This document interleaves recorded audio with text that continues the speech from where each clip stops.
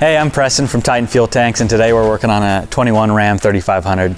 Today we're going to install a 52-gallon Titan Fuel Tank. Part number is 7030113.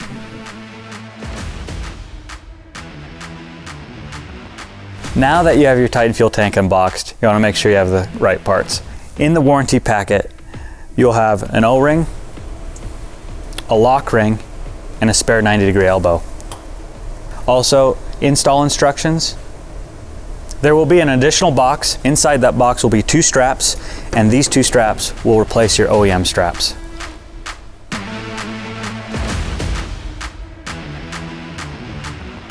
Before removal of the OEM tank, you're going to want to make sure the tank is empty or near empty. Luckily on this truck, it is only 40 miles to empty. But if the tank has fuel in it, you can use a transfer pump or a siphon to get the fuel out. The first step of this process, removing the OEM tank, will be we're going to remove the fill hose from the fill neck. And that can be done one of 2 ways. On certain trucks, you can access it through the bedside to undo the 2 8mm to undo the fuel hoses from the fuel neck. Or if you can't gain access, you can remove the wheel and remove the fender liner to gain access to remove those hoses.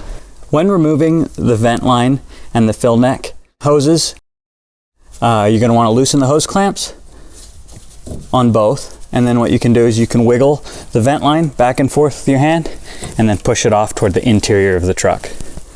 On the fill neck and fill hose, you can also, once you have the clamp loosened, you can wiggle the hose back and forth to break the seal and then push the hose off toward the interior of the truck. So now what we're going to do is we're going to undo the fuel lines. We can do that by you're going to look for the fuel housing or the fuel filter housing, and then you're going to grab the smaller of the lines with the blue clip. What you can do on the blue clip, that's a safety clip, so you're going to want to remove the safety clip. There's a tab on each end. You can pull back on it and you'll hear it click, and then you can remove the safety clip from the connector. Then what you can do is there's a black button on the back side of the connector. You're going to depress the button, push the connection together, and then pull it apart like that. Now that we've undone the connector from the fuel filter housing, the next step is we're going to undo the electrical connector from the sending unit and the other fuel line. The other fuel line is going to be the farthest outboard fuel line from the center line of the truck. And then also on the electrical connector, there'll be a red tab and a button to depress to remove the electrical connector. We'll be able to follow up on this once the tank's out.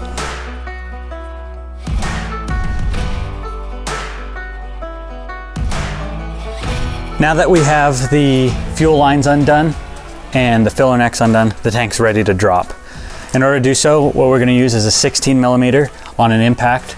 You can use hand tools also if you'd like. And we're going to loosen each strap. What you're going to want to make sure though is that the tank is supported, and so it doesn't fall out.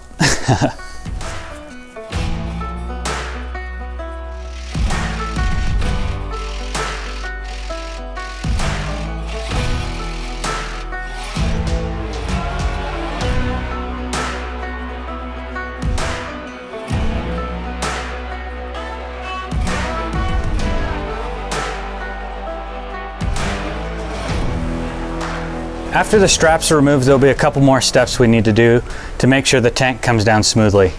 What we'll end up doing is you can let the tank down a tiny bit. You're going to want to undo the filler neck for your DEF system and the vent line for the DEF system. It's just a little plastic clip essentially right here on the fuel tank, and it's just a thumb to press and it pops open, and that'll release the lines. Next item, what we'll have to do is the vent line on the back of the tank. That will just pop off the back of the vent. It will not be reused with our tank, so it can be zip tied out of the way.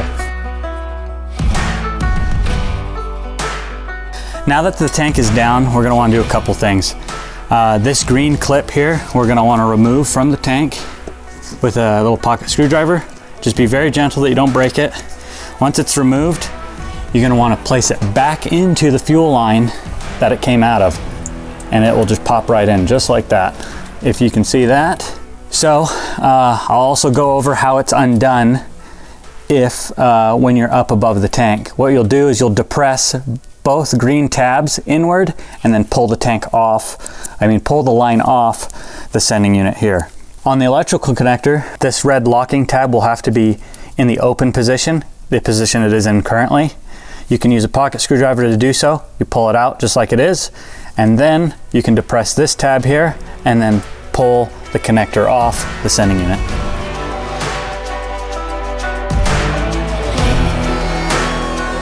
Now that we have the tank out of the vehicle, what we're going to end up doing is we're going to remove the sending unit and transfer it to the new Titan tank, and we're also going to remove the fill hose and the vent hose and also transfer them to the Titan tank.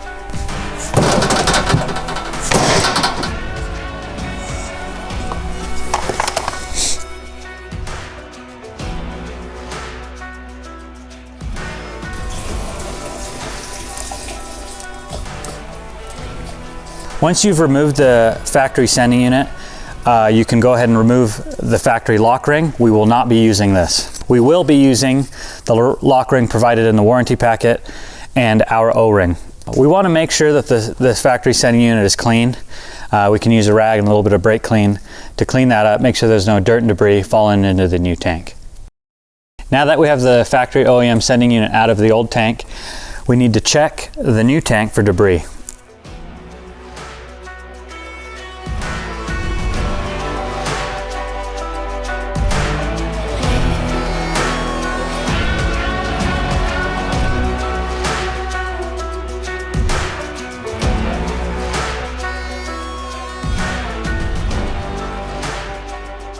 When installing the sending unit, make sure the tab is lined up with the script that says tab location.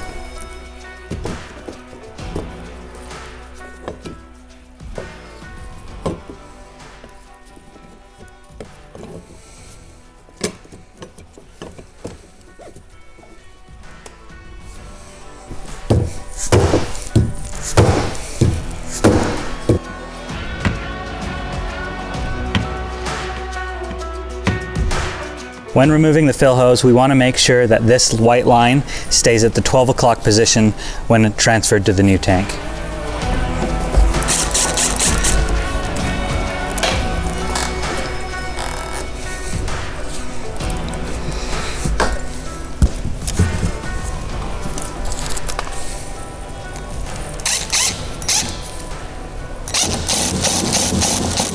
Also with the vent line, you want to clock it or orient it in the same position as it is on the OEM tank.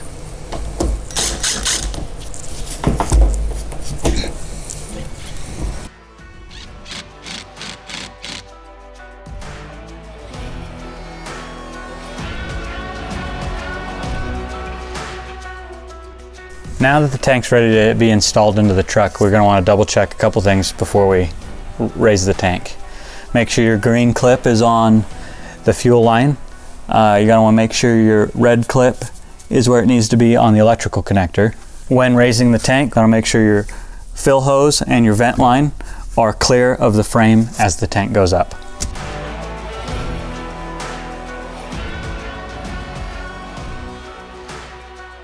With the tank into place, you can connect the outboard fuel line and then the electrical connector. On the electrical connector, you want to make sure the red tab is in the locked position. The last fuel connection will be this one that goes to the fuel filter housing. What we'll do is it'll just be push, lock, and then be sure to depress the blue locking tab to secure it into place.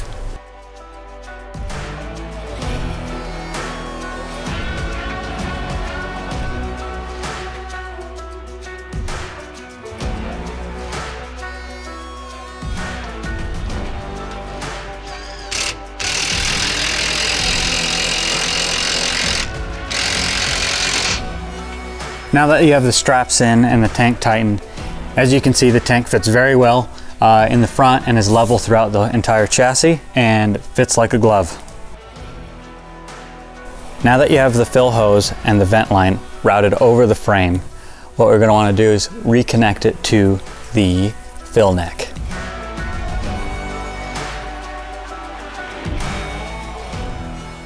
So on this truck, we're going to be programming it with a program called Alpha OBD. It works on trucks that are 2019 and newer, and you just go in on either an Android phone or a Windows laptop, and you're going to go in and change the fuel tank size to allow the distance till empty to correct itself. So in order to program these trucks, you're going to need a security bypass cable that plugs into the security gateway module. That is located up under the dash near the parking brake. That's where this end plugs into, and then this is a pass-through for the OBD. So you plug that into your OBD port and then use the scan tool and plug that in, and then you're going to go in on your phone or your computer and program it. Now that you have your fuel tank installed, you're going to double check your work. Make sure your hose clamps are done, make sure the fuel tank straps are tight, and all your fuel and electrical connectors are done up also. Once you take your truck to the fuel station, you're going to fill it on full speed for the first click, and then half speed for the second click. And then you can enjoy the extended range of your fuel tank. We hope this video is helpful. If you have any questions, please contact us. We know our tank is the highest quality American-made fuel tank with a lifetime warranty.